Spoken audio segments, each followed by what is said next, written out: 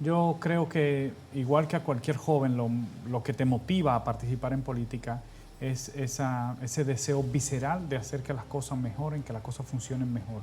Primero, una mirada crítica, por eso yo no veo mal a los jóvenes que tienen cierta apatía, que tienen una mirada crítica del sistema de partido, de la democracia. Yo creo que ese es un primer paso necesario, esa adquisición de conciencia. Buenas noches, gracias por continuar con nosotros aquí en La Mirada. Hoy es lunes 2 de diciembre, el primer programa del último mes de este año 2024. Nuestra compañera Lisette Selman y un servidor, junto a todo nuestro equipo de producción, hemos querido ya para esta etapa final del año hacer un repaso político sobre el análisis político en la República Dominicana. Y para eso es importante tener una mirada a los diferentes partidos políticos de la República Dominicana. Ahora mismo, los cuatro principales partidos políticos son el Partido de Gobierno, el Partido Revolucionario Moderno. En la oposición está el Partido de la Liberación Dominicana y está el Partido Fuerza del Pueblo, que fueron los tres principales que más votos sacaron. Pero está también un partido de larga tradición histórica, dos partidos de larga tradición histórica que han gobernado el país también, como es el PRD y el Partido Reformista. También están los partidos emergentes y nosotros hemos querido iniciar con el Partido de la Liberación Dominicana haciendo la mirada en el PLD. Vamos a ver la mirada en contexto que nos ha preparado Luis Villaverde y cuando regresemos tenemos aquí ya en el estudio al nuevo secretario general del PLD, Johnny Pujols. Adelante.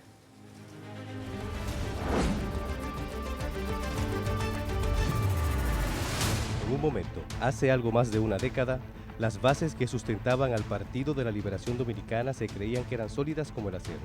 Sin embargo, cerca de un lustro después de las elecciones municipales del 2020, ha quedado más que establecido que las bases del PLD eran como las estatuas de Nabucodonosor, con los pies de barro. Esa fue la razón por la cual el partido que gobernó con soltura por más de 20 años, 16 consecutivos, hoy se encuentra en la tercera posición de la boleta electoral para la presidencia. Todo comenzó con una crisis interna que estalló en 2019, cuando el sector de Danilo Medina propuso una reforma constitucional que posibilitara la reelección del entonces presidente. Después de ahí se inició la debate. La confrontación pública entre Fernández y Medina reveló tensiones que venían arrastrándose desde hace años. Ambos líderes, Leonel y Danilo, sacaron a relucir viejas heridas y desacuerdos, debilitando la cohesión del partido.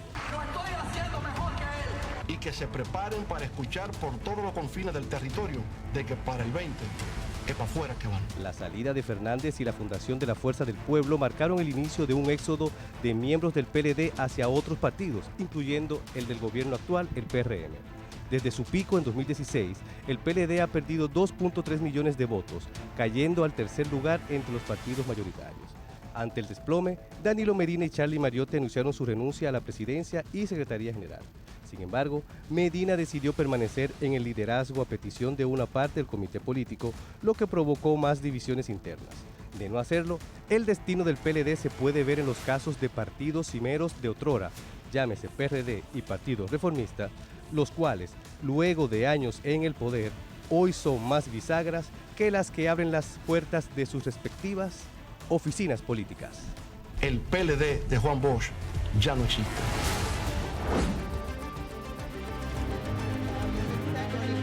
Secretario General del Partido de la Liberación Dominicana. Bienvenido a La Mirada. Muchas gracias. Gracias por la invitación, Víctor, doña Lisette Selman. Muchas gracias. De verdad un honor y además estar inaugurando con ustedes. Ciertamente. Comencemos por ahí. Eso que acabamos de escuchar en la voz de Leonel Fernández, el partido que fundó Juan Bosch ya no existe. ¿Usted está de acuerdo con eso? Parcialmente, yo creo que en cierta medida a partir del año 2001 nosotros comenzamos a tomar una serie de decisiones que transformaron el partido, de un partido de cuadros a un partido de masas primero y luego una maquinaria electoral. Fueron decisiones que es fácil criticarla ahora, pero nos permitieron también gobernar 20 años. O sea que evidentemente transformar un partido como el PLD con 51 años de historia significa recuperar prácticas que olvidamos y construir prácticas que necesita la sociedad actual. Es decir, que para mí es una verdad parcial. Sin embargo, Johnny, perdóname, Lisette, Sí. tú eres ingeniero electromecánico. Sí. Me gustaría, antes de entrar al análisis del PLD, ¿de dónde sale tu vocación política? ¿Por qué en el PLD? ¿Y cómo tú describirías la razón que llevó a ese partido a elegirte como secretario general con apenas 41 años? Creo que si no eres el más joven, estás en el récord de uno de los más jóvenes. El segundo, el primero fue Rafael Albuquerque, más joven, digamos, Sí, sí. sería el segundo más joven. Pues, como bien dice, yo entré a la Universidad Autónoma de Santo Domingo a estudiar ingeniería electrónica y en esa época era un momento de mucha preocupación de la ciudadanía con respecto al gobierno del expresidente Hipólito Mejía Domínguez. Estaban toda la protesta por el tema de la inauguración de la biblioteca y yo participaba en el Teatro UAS, tenía ciertas preocupaciones por lo que sucedía en el país y decidí entrar al movimiento estudiantil y me inscribí en la Vanguardia Estudiantil Dominicana. Mi mamá había sido circulista, era circulista del partido, o sea que ya había una inclinación en términos de preferencia partidaria por el PLD, pero el deseo de militar lo tomé después que estaba en la Universidad Autónoma de Santo Domingo y vamos a decir que el movimiento estudiantil fue mi escuela. Luego participé en las juventudes del partido y fui asumiendo responsabilidades cada vez más importantes. Yo creo que, igual que a cualquier joven, lo que te motiva a participar en política es ese deseo visceral de hacer que las cosas mejoren, que las cosas funcionen mejor. Primero, una mirada crítica, por eso yo no veo mal a los jóvenes que tienen cierta apatía, que tienen una mirada crítica del sistema de partido, de la democracia. Yo creo que ese es un primer paso necesario, esa adquisición de conciencia. Y luego viene la otra decisión importante, que es qué va a hacer usted para que las cosas sean distintas. Y a mí me pasó, ¿verdad? Ese momento praxeológico. Entonces comencé a militar. Y yo creo que el partido me eligió precisamente por esa misma historia, no porque ellos la conocieran, sino porque haber vivido esa historia me permitió recorrer el partido desde abajo hasta arriba. He tenido que pasar por todos los organismos del partido, desde el movimiento estudiantil, y vi las debilidades que se daban, las deformaciones que comenzaban a ocurrir en esa transformación del PLD de partido de cuadros, partido de masas, maquinaria electoral. Esa, en cierta medida, olvidar las prácticas que hacían del PLD y de la militancia del PLD un partido distinto a los demás. Yo la fui viviendo y creo que cuando conversé con los compañeros del Comité Central en este proceso de elección y cuando le hablamos del diagnóstico que teníamos de la situación del partido, pues la comprendieron. Especialmente quienes más la comprendieron son los compañeros de más tradición. Pero no es una contradicción, porque cuando yo te veo, Johnny, secretario general del PLD, y te veo calzándote las botas de Toñito Abreu, de Rafaelito Albuquerque, de Lidio Cadet, de José Tomás Pérez, de Reinaldo Pared Pérez, en paz descanse, y entonces de Charlie Mariotti, ahora que lo has relevado en el puesto, digo, sí, Johnny Pujols representa lo nuevo, representa la juventud de ese partido, pero la dirección política de ese partido tiene ya una larga data y tradición. Entonces, es como que la base y la dirección del Comité Central de ese partido quiere una renovación, pide una renovación, pero también hay una larga tradición de dirigentes de larga data en la dirección. Yo pienso que renovar no es negar la historia. La renovación del PLD no se da sobre la base de renegar su historia, sino de comprenderla, incluso de superarla, si eso fuera posible. Y eso implica conocerla muy bien y saber por qué existimos nosotros como partido y por qué tenemos que continuar existiendo. Esas ideas de redención, de liberación del pueblo dominicano, que son utópicas en cierto sentido, en el sentido de que están allá en el horizonte, como decían, ¿verdad? Y nos sirven para caminar. Usted hoy dice, bueno, el PLD transformó la sociedad dominicana, nosotros mejoramos la calidad de la educación, mejoramos el acceso a la educación, mejoramos los sistemas de salud, construimos en términos de infraestructura una parte importante de este país, pero siguen habiendo desafíos importantes, desigualdades, nuevos problemas para garantizar la dignidad del pueblo dominicano. Eso nunca termina y por lo tanto tenemos el mismo llamado de liberar continuamente al pueblo de las cadenas que lo oprimen. ¿Y cuál es el mayor desafío entonces a lo interno del partido? Yo creo que el mayor desafío significa recuperar prácticas y construir militancia, es decir, convertirnos de nuevo en un partido opositor. Fíjate, Lisset, lo que sucede es que se acostumbraron a gobernar y ahora no saben estar en oposición. Perder unas elecciones no te convierte en un partido opositor. Es así. No. La mentalidad de partido Sin opositor duda. se tiene que construir. ¿Y dónde está esa mentalidad? Y el rol que asume. el rol que asume, porque el partido de gobierno se organiza en torno a los procesos electorales cada 4 años. El partido de oposición tiene que estar permanentemente acompañando al pueblo dominicano en sus demandas, en las comunidades, vigilante de los procesos del gobierno. Son conductas totalmente distintas. Entonces, ¿y dónde podemos recuperar la memoria de esa conducta? En nuestra propia historia, precisamente, porque fuimos un exitoso partido opositor por 23 años. Entonces, por eso le digo, una parte de eso es recuperar nuestra historia y otra parte significa mirar hacia el futuro y ver las prácticas que tenemos que incorporar ahora. Yo le decía fuera del aire que yo no creo que haya un ser humano que comprenda mejor su situación que este humilde servidor. ¿Tú lo viviste? Porque yo fui Claro. secretario general del Partido Reformista después de que el Partido Reformista se acostumbró a ser gobierno, no sabía hacer oposición. Lo mismo le está pasando a Johnny. Y también yo era un joven, más joven que Johnny en esa época, con una dirección de larga data. Pero yo te auguro muchos éxitos y espero que el PLD pueda recuperarse de esta crisis por la que ha estado atravesando en los últimos años después de la división, que también la similitud. Tú enfrentas a un Leonel Fernández que está erosionando la base y la dirigencia y la militancia de tu partido. Ustedes también Nosotros le lo tocó teníamos con enfrentar. Jacinto Peinado, Carlos Morales Troncoso, Donald Reed y todos los que se fueron a apoyar al PLD en contra de los candidatos del Partido Reformista. Tu tarea no es fácil, yo no quisiera estar en tus zapatos. Ahora, Johnny, ¿qué tú recibes en el pueblo, fuera de lo que es la dirigencia y la militancia del PLD? Lo mismo que nosotros, que quieren ver a un Juan Ariel Jiménez, a un Johnny Pujols, a un Omar Fernández, aunque está en la fuerza del pueblo, pero yo siento que la sociedad reclama más nuevas figuras que los liderazgos tradicionales. Yo creo que en cierta medida sí, yo creo que hay que hacer esa combinación efectiva dentro de los partidos. Lisette hacía un comentario antes de iniciar y ella hablaba de la necesidad de respetar las tradiciones y de respetar a la gente que ha luchado y que ha ayudado a construir el camino que luego uno camina. Yo creo en eso también, creo en eso. Yo creo que hay una historia del partido que yo tengo que respetar y tenemos que hacer esa sinergia entre los que venimos pisando detrás y los compañeros que ayudaron a construir el partido. Y yo creo que es posible además, no es necesario hacerlo de otra forma. No significa que no sea desafiante. No significa que no sea desafiante, pero yo creo que es posible construir ese camino de unidad, porque además nuestra sociedad está muy fragmentada.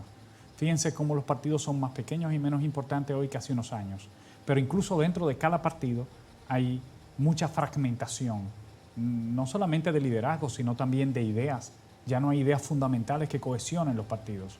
Entonces, tenemos que comprender la época en la que vivimos y a partir de esa época construir una historia nueva, porque el PLD tiene que pasar la página y comenzar a construir una historia nueva.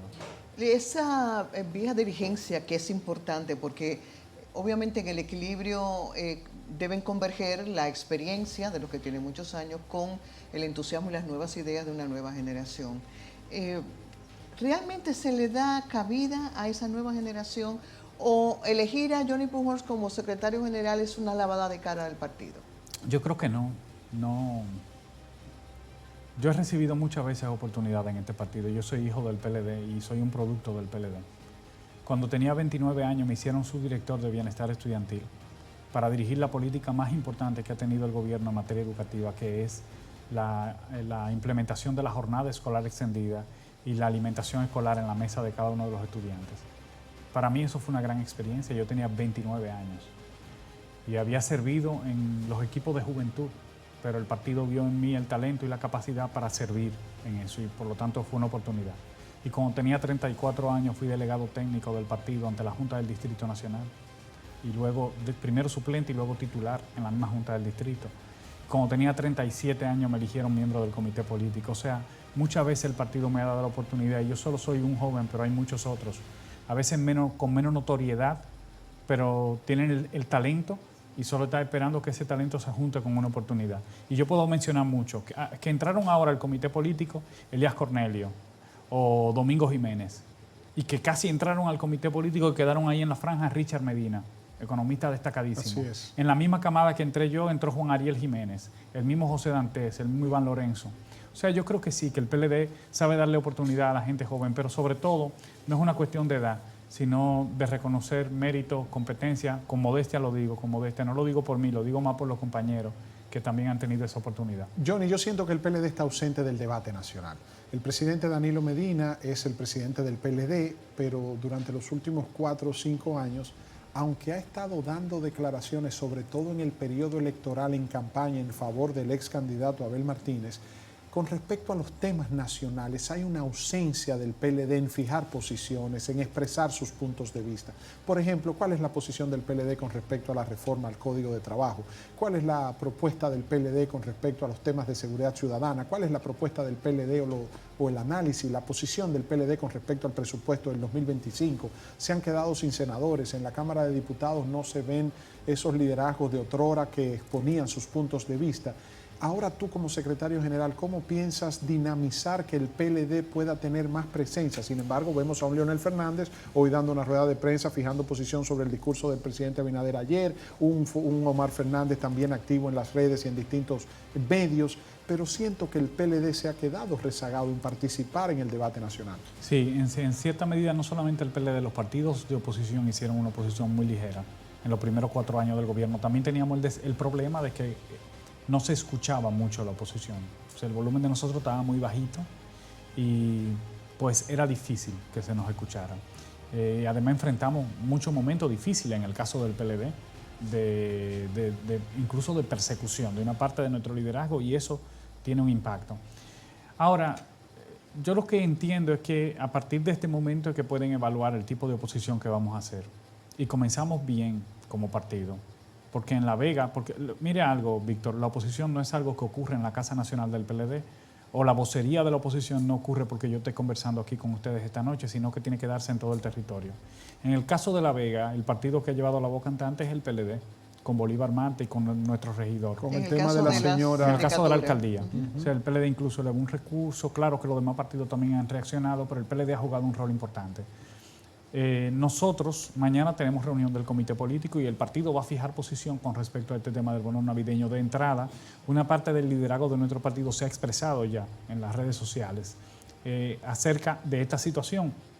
Y de hecho, voces autorizadas, la doctora Margarita Cedeño Lizardo, que fue la que dirigió el programa Progresando con Solidaridad, y el CIUBEN, que hoy es Supérate, y por lo tanto tiene calidad para hablar del tema. La compañera Soraima Cuello, que fue la candidata vicepresidencial de nuestro partido, también se expresó sobre eso. O sea que el PLD está activo, pendiente de los problemas que afectan. Ayer el liderazgo el cuerpo técnico de nuestro partido se reunió en la Cámara de Diputados con los diputados. Nosotros estamos construyendo de nuevo esos lazos de comunicación entre nuestro cuerpo técnico, que es un cuerpo destacadísimo. Y el cuerpo legislativo. Y el cuerpo legislativo, y también el liderazgo municipal, especialmente los regidores.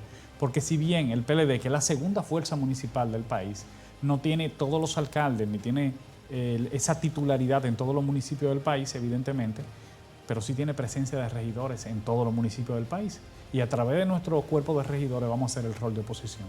A propósito de bonos, permítanos conectar con nuestra compañera Irene Javier, que tiene información al respecto. Adelante, Irene. Y buenísimo lo que estamos tratando esta noche, y a propósito de nuestro invitado Johnny Pujols, que mencionó que ya voces autorizadas se han pronunciado acerca de lo que se ha venido aconteciendo con el tema del bono navideño. Yo quiero presentarles lo que dijo esta mañana en La Voz del Pueblo el expresidente de la República, Leonel Fernández, donde asegura que él no se encuentra dentro del mapa de pobreza extrema y le salió el bono navideño. Vamos a escuchar, por favor. Que en lugar de utilizar el CIUBEN, que es donde se encuentran aquellos ciudadanos en situación de vulnerabilidad y deben ser los beneficiarios del programa Supérate, resulta que el gobierno va más allá, lo que indica que no está pensando en la aplicación de políticas sociales que tengan a aliviar la situación de pobreza de la República Dominicana. ¿Por qué me colocan a mí en esa posición? Yo todavía no estoy en una ruina tan profunda como se dice que estoy en pobreza extrema, ¿no? Entonces, pero conmigo soy un caso, eso se ha generalizado con muchos otros casos de personas públicas reconocidas, profesionales destacados que aparecen en ese mundo.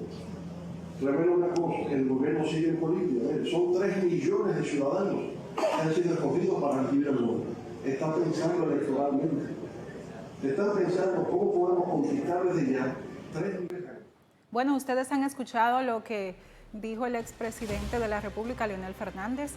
Aparte de esto, también les tengo unas imágenes porque la directora del programa Supérate respondió a las declaraciones de Fernández y dijo que él se encuentra, no está dentro del mapa de pobreza, sin embargo, se amplió la base de datos de este operativo navideño que se lleva para entregar el bono a los ciudadanos y allí se encuentran personas desempleadas y también pensionados. Vamos a escuchar la respuesta de Gloria Reyes a lo que dijo el expresidente Fernández. Ese es el primer punto. No hay bonos tribales, que una persona sale, consulta en una página, no significa que le salió un bono, sino que está hábil. Pero ¿qué significa que está hábil y por qué? La pregunta es ¿por qué el doctor Leonel Fernández sale en esta lista de hábiles? El primer año nosotros solo recibimos 1 millón de bonos. Este año tenemos 3 millones de bonos. La República Dominicana no tiene 3 millones de personas pobres extremas y pobres. Tiene menos de 1 millón de personas en condición de pobreza, de familias. ¿Qué es lo que hemos hecho? Producto de la petición de la gente de todos los años, es que también hemos incluido a las personas desempleadas, a las personas desocupadas o a las personas de bajos ingresos y personas pensionadas que antes no podían calificar al bono. Y Dios no tiene trabajo. El filtro que usó el gobierno para la plataforma Está desempleado, está bien. es el de las personas que en la tesorería de la Seguridad Social ganan menos de 30.000 pesos. ¿Qué pasa? Hay personas que están pensionadas que están en esa base de datos. Yo supongo que el doctor Fernández no va a ir a un centro cooperativo a buscar su tarjeta física. Entonces eso es básicamente la explicación completa y correcta de por qué hay habilitadas personas que si no están cotizadas. Ahí lo tienen. Hemos escuchado a Gloria Reyes del proyecto, del programa Supérate, ante esta noticia que se ha mencionado mucho en este lunes sobre el bono navideño que se ha aparecido a personas que quizás no están dentro del mapa de la pobreza, pero que ahora, luego de su explicación, sabemos que desempleados y pensionados aplican. Paso con ustedes al estudio. Gracias, Irene. Entonces, Leonel Fernández, como está desempleado, le toca el bono. ¿Eso fue lo que yo oí mal o eso fue lo que dijo Gloria Reyes? Eso fue lo que dije. ¿Nos puede adelantar un poco, para no hacer comentarios, de lo que va a plantear el partido con relación a esto? El comité político tiene una agenda mañana, la posición del partido, o sea, de varios puntos, pero la posición del partido con respecto al tema de los bonos la ha adelantado ya una parte de nuestro liderazgo, pero yo la puedo con mucho gusto compartir y repetir, y además me parece muy extraña la explicación que da Gloria y además muy incompleta. Nosotros estamos hablando de que ese bono fue diseñado para auxiliar a las familias más vulnerables de la República Dominicana. ¿Cómo se mide esa vulnerabilidad? Con el índice de calidad de vida. ¿A quiénes está dirigido? A las personas que están en ICB1 y ICB2, que son los dos primeros índices. Eso suma 1.247.000 personas, 1.247.000 personas. Y luego ella dice que se están agregando las personas que ganan menos de 30.000 pesos en la tesorería de la Seguridad Social, que son 1.6 millones de personas más. En total, 2.8 millones de personas que ya no coinciden con los 3 Pero el millones. expresidente, perdóname, el expresidente Leonel Fernández tiene una pensión que supera los 30.000 pesos. Voy para allá. Pero no solamente el expresidente, Soraima Cuello. Cuando el mensaje se habilita, lo que dice es que usted tiene una tarjeta de Banreserva con la que puede acceder al beneficio del bono. La tarjeta de Banreserva de ella es una Mastercard Black. ¿Por qué entonces? El presidente Danilo Medina, una parte importante del liderazgo de nuestro partido, del comité político del partido, que no la necesitan y lo denunciaron. Lo otro es que la misma Gloria diga que ninguno de ellos lo va a ir a cobrar, significa que el programa está a expensas de que alguien que no le corresponde lo cobre o no. Y bueno, en el caso de ellos probablemente no lo vayan a cobrar, pero ¿cuántas otras personas que no le corresponde están que no ahí? tengan quizás ese reconocimiento social. Y sobre todo, que el problema más grande, entonces las personas que sí lo necesitan no van a ser beneficiadas con ese bono. Y estamos hablando de 4.500 millones de pesos. Evidentemente, el hecho de que se haya decidido cambiar, de entrada, hay 1.4 millones de personas que reciben ayudas sociales, ¿verdad? 813.000 habían cuando el PLD. Eso ha ido creciendo, uno no entiende cómo se habla de la reducción de la pobreza mientras crecen los paquetes de ayuda, de auxilio a la población vulnerable. Pero bueno, ha ido creciendo. Pero hay una parte importante de esa población que pudo haber recibido una transferencia bancaria directa porque hay que hacer una tarjeta que además no está asociada a ningún nombre y que se activa con una cédula en un país donde cualquier dirigente político tiene a su mano un padrón de cédulas y usted tiene la mitad del padrón electoral por lo menos habilitado para recibir ese bono. Evidentemente se está estableciendo un sistema clientelar y eso es muy peligroso porque ni siquiera estamos en un año electoral, o sea, esto no tiene precedentes. Y a nosotros nos preocupa porque ha habido muchos escándalos asociados precisamente a ese programa desde el inicio de la transformación del programa de Progresando con Solidaridad a Supérate. Desde el mismo inicio, recuérdense que hubo un escándalo de 154 millones de pesos que todavía no ha sido investigado. Ni sabemos quiénes son los culpables, ni qué pasó con eso, no se ha dado explicación. Ha habido varios escándalos y a nosotros lo que más nos preocupa es la opacidad con que se está manejando ese programa. Yo lo que creo es que el gobierno debería publicar el listado definitivo de beneficiarios para que haya una auditoría ciudadana de quiénes son las personas y que la gente pueda verificar si decir, oye, yo no recibí ese beneficio, o yo sí lo recibí, o no me corresponde, porque lo que hicieron fue tumbar la página, que es una forma como de tapar un poco el error. Johnny, dos preguntas. La primera, ¿qué otros puntos tienen agenda mañana la reunión del Comité Político? Es la primera reunión del nuevo Comité Político después del Congreso, Reinaldo Pared Pérez. ¿Qué otros temas tienen agenda? Y número dos, ¿cómo vislumbra el PLD manejar el tema de la escogencia del candidato a la presidencia del 2028? Bueno, hay otros temas importantes que tienen que ver con el desempeño y con el mandato del noveno Congreso. Recuérdense que un Congreso no es solamente la elección de autoridades, sino un conjunto de transformación interna que aprueban los delegados, ajustes internos. Por lo tanto, tenemos que evaluar eso y ver qué comisiones, qué equipos de trabajo se tienen que crear, cómo vamos a enfrentar el desafío de hacer esas transformaciones. Y con respecto a la segunda pregunta, pues yo creo que el PLD siempre ha encontrado el camino inteligente para escoger adecuadamente su candidato o candidata presidencial. Vamos a ver cuál es el momento pertinente. Todo el mundo entiende que en el PLD se entiende que se tiene que elegir con cierto sentido de oportunidad, ¿verdad? Pertinentemente, con tiempo, con antelación. Pero lo que no estamos de acuerdo es qué significa con antelación o cuándo es el momento pertinente. Sí, pero el PRM ya tiene una cartera de precandidatos y la Fuerza del Pueblo tiene ya su candidato prácticamente definido, el PLD no. Pero nosotros no nos vamos a llevar por la agenda de otros partidos, porque nosotros tenemos nuestra propia agenda. Y lo importante aquí es que todos los candidatos presidenciales sepan que están atrás del partido, que el partido va adelante y los candidatos van detrás, no delante. ¿Por qué? Porque nosotros sabemos que lo que nos une a todos nosotros se llama Partido de la Liberación Dominicana. Y por lo tanto eso tiene que estar en el centro del comportamiento organizacional y de las decisiones que tomemos. Johnny, frente a todos los retos que tiene el partido, el tema de la imagen, recuperar la pulcritud, en lo posible, si se puede hablar de pulcritud de la imagen, luego de que incluso Danilo Medina fuera reelecto presidente del partido, ¿no es tal vez uno de los mayores desafíos? Sí, es un desafío importante y por eso el PLD lo que tiene que predicar con el ejemplo. Y cuando digo predicar con el ejemplo significa ser transparente. Y ser transparente no solamente con las finanzas, sino con los procesos. Que la gente pueda ver qué estamos haciendo, cómo lo estamos haciendo y por qué lo hacemos. Cuál es el propósito de nosotros, por qué luchamos y en qué creemos. Y yo creo que en la medida en que tengamos esa transparencia, pues vamos generando confianza. De hecho, el PLD fue el único partido que entregó, o el primer partido que entregó oportunamente el informe ante la Junta. Yo creo que fue una buena práctica. Nosotros vamos a entregar los informes financieros ante la dirección de nuestro partido, que es el Comité Central, pero también ante la ciudadanía, y vamos a ser el primer partido que hace eso. Aunque lo tenemos público ante la Junta Central Electoral y siempre lo hacemos, pero lo vamos a compartir también con la opinión pública.